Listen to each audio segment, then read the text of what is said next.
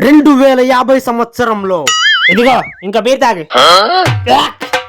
చేదుగుంది, నాకు ఇది వద్దు నాన్న. మంచి ఎప్పుడు చేదుగానే ఉంటుంది. అసలు నీ వయసులో నేను బీర్ దించకుండా తాగేవాడిని. అయినా నాకు వద్దు.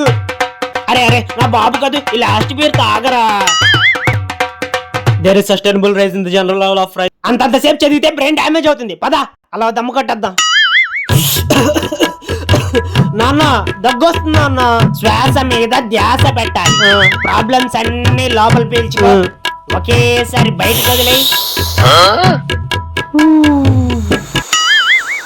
నాన్న వచ్చింది నాన్న.